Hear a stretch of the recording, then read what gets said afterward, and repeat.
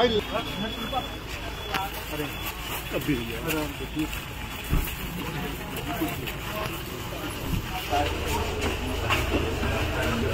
पूरी टीम को बधाई हो सर। राकेश भैया बधाई हो।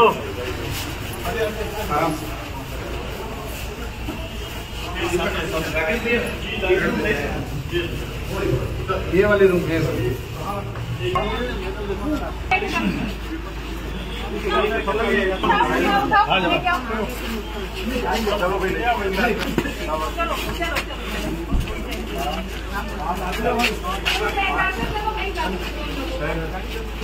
अरे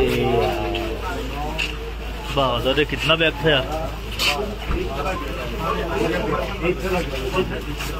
सब मिलेगा पूरा जाके।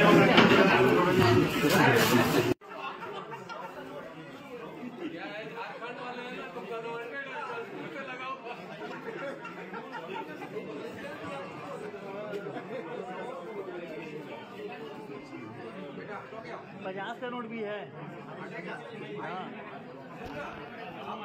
हाँ हो गया। चलो भाई हट जाओ हट जाओ। शर्मा जी किधर जाएंगे तो गड़बड़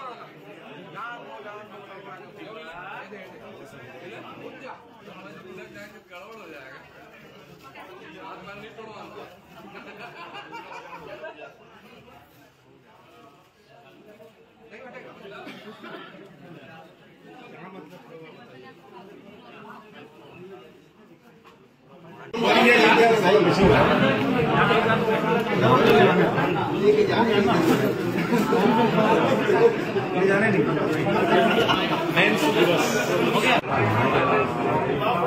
यहाँ से अच्छा रहता पकड़ने वाली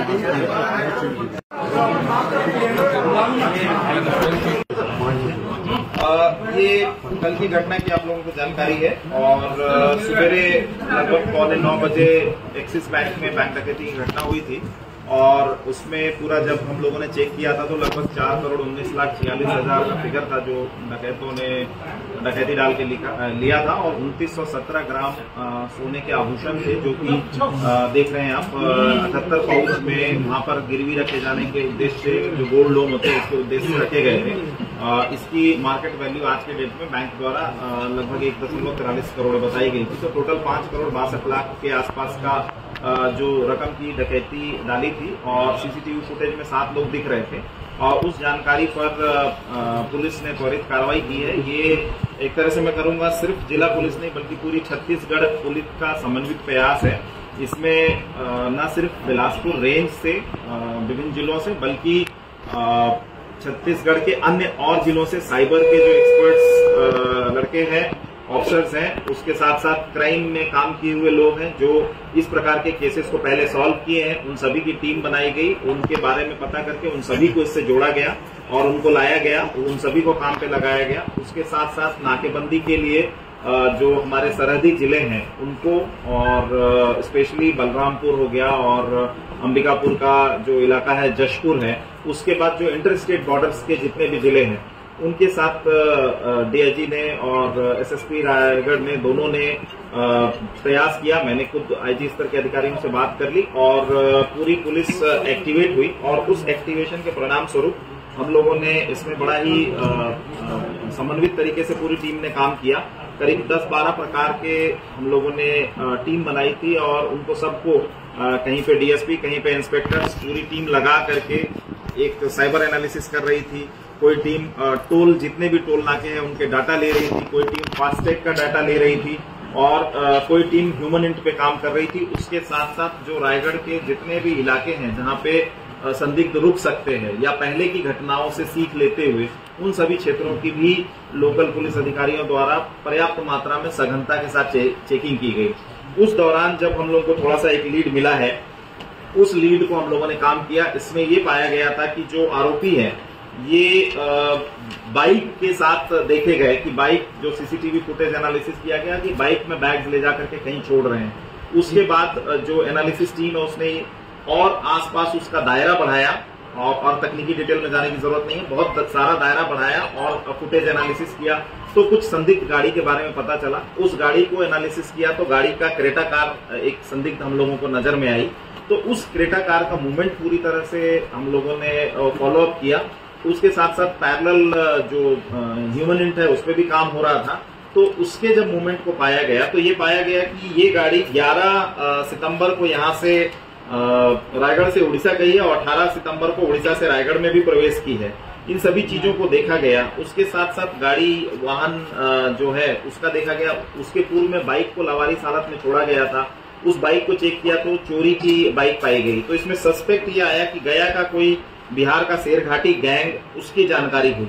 उसको फिर हम लोगों ने रिकॉर्ड खंगाला तो उसमें से कुछ आरोपी ऐसे नजर आए जो कोरबा में कुछ समय पहले 15 या 16 में डकैती हुई थी उसमें भी शामिल होने के अंदेशा लगे। उसके बाद जो पुलिस के साइबर और क्राइम ब्रांच के लड़के हैं इन लोगों ने भी कुछ लोगों को सस्पेक्ट को मिलान किया, आइडेंटिफाई किया और जो अपना क्राइम का डेटा है उस डेटा से काफी कुछ मिलान किया गया और कुछ पैटर्न का एनालिसिस किया गया।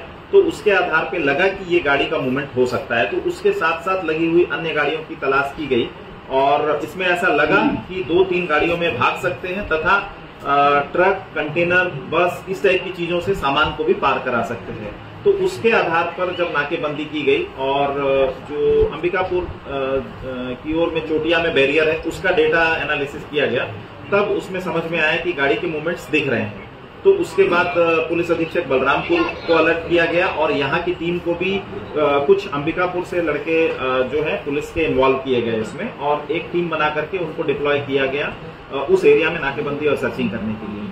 तो उस आधार पर रात में हमारी टीम ने वहां पर इंटरसेप्ट किया है और इसमें 5 डकैत जो हैं ये पकड़े गए हैं जिनको पुलिस ने अभी अभिरक्षा में लिया है और विधिवत इनकी गिरफ्तारी की कार्रवाई वगैरह की जाएगी।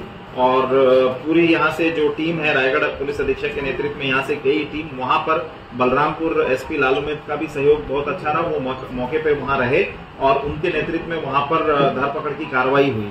तो उसमें हम लोगों ने इसको पकड़ा और इसमें एक राकेश कुमार गुप्ता जो कि क्रेटा का चालक है, शेरघाटी का है बिहार का, उपेंद्र सिंह ये ट्रक चालक था 50 साल ये भी बिहार का है। उसके साथ साथ तीसरा एक जो मुख्य इस गैंग में जो मास्टरमाइंड है वो 5 में से 2 लोग हैं जिन्होंने इसकी साजिश रची है।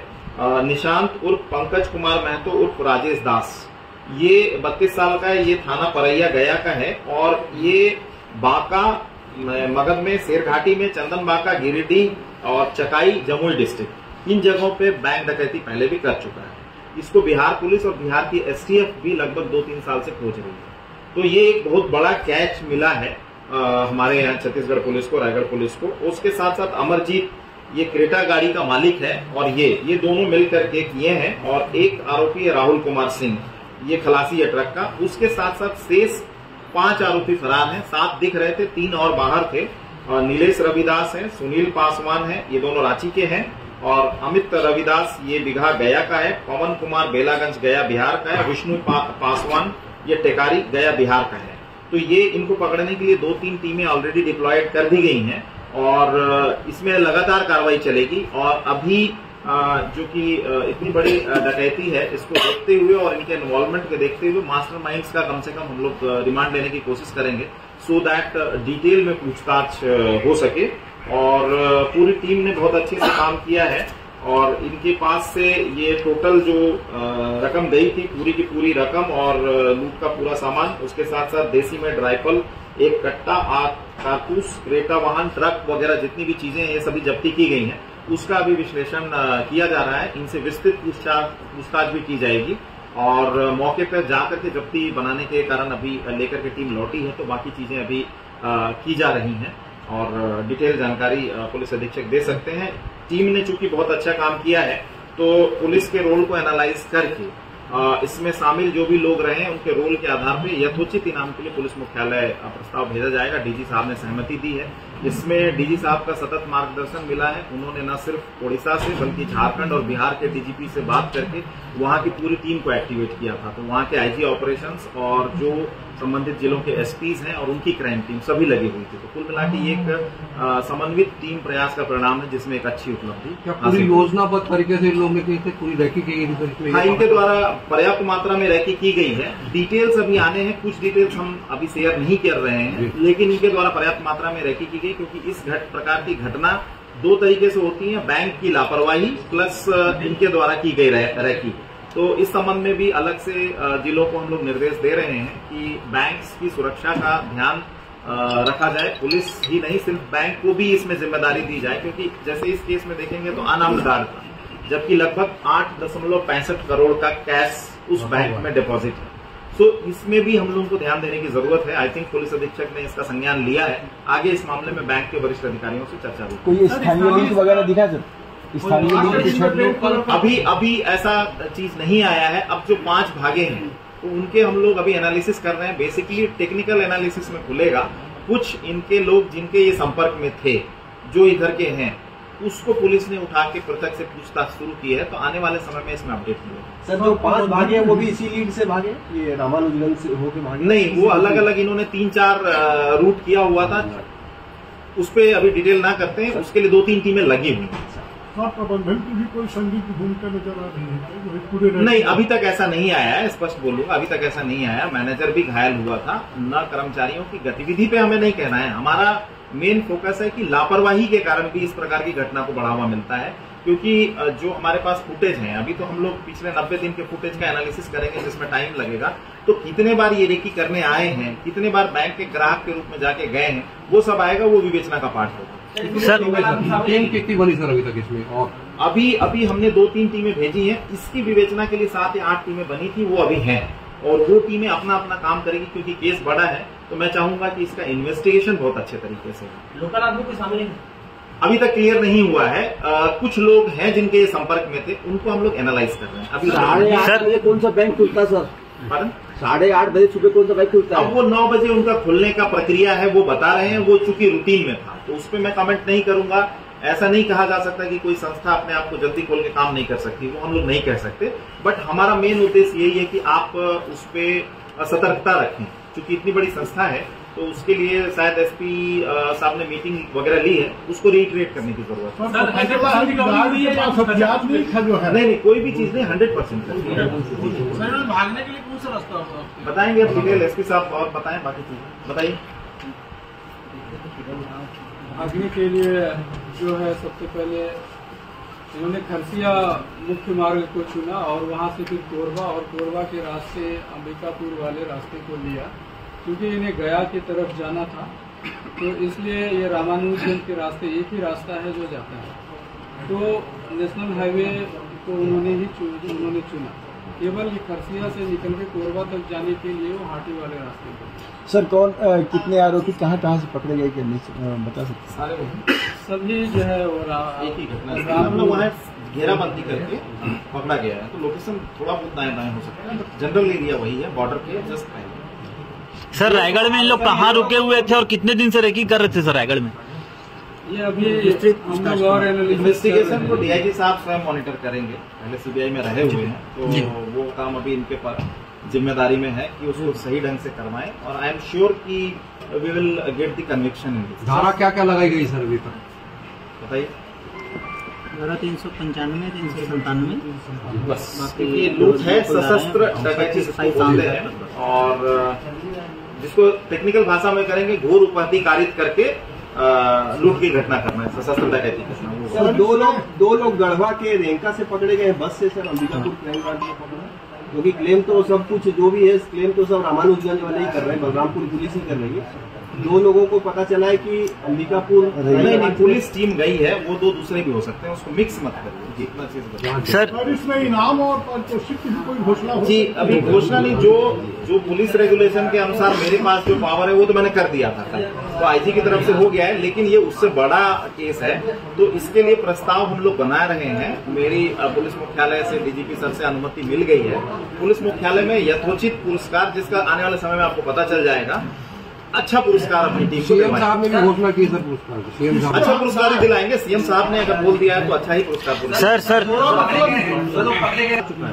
सर जो 395 में मेरे ख्याल से विवेचना कैसे करनी है उस पर आप चर्चा ना करें तो ज्यादा बेहतर होगा, मेरा काम है। जी सर एक हकदार जो है उसको अभी हम लोग देखेंगे। सी मैंने बोला ना कि लापरवाही कहीं ना कहीं, देखिए जो गवर्नमेंट ओन्ड बैंक है, मैं जिसको बोलूंगा एसबीआई वगैरह हो गया, सशस्त्र गार्ड उपलब्ध है। और पुलिस की चेकिंग भी चलती रहती है। हम अपना भी अवलोकन करेंगे कि हमने अगर चेकिंग रूटीन बढ़ाने की जरूरत है या नहीं है, हम उसको भी देखेंगे। उसके साथ साथ बैंकों को भी हमें अलर्ट करना पड़ेगा कि जहां पे इतनी मात्रा में कैश या ट्रांजैक्शन हो रहा है वहां पे कम से कम और खर्च करने की जरूरत है, ध्यान देने की जरूरत है। सर पुलिस इतनी मेहनत से आरोपियों को पकड़ती है सर, पकड़ने के बाद न्यायालय में जो मतलब गवाही पेश होती है उसमें गवाह पलट जाते हैं, जिससे आरोपी छूट जाते हैं। तो इसमें एक निवेदन मेरा ये भी था कि गवाह ऐसे रखे सर, उसमें जो न्यायालय में किसी भी डर या भय से मतलब बदले मत, कम से कम आप लोग की मेहनत हम लोग कर लेंगे। कैमरा बंद करो तो बोलता हूँ। बता ना यार, थोड़ा सा यार राजेश, आना भाई, बता भाई, बता क्या हुआ, बता भाई क्या हुआ था, क्या हुआ।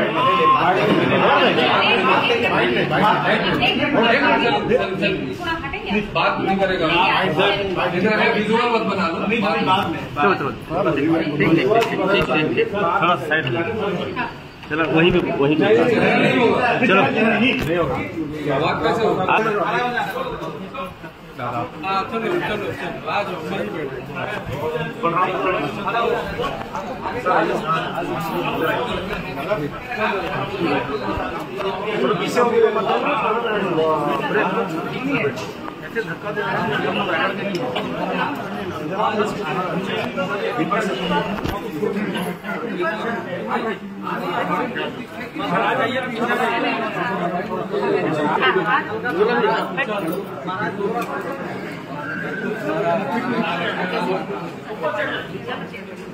चाकू कौन मारा था?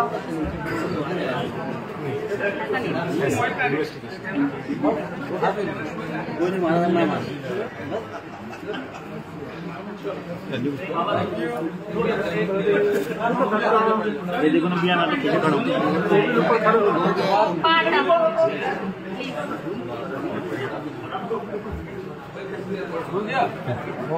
चलो हो गया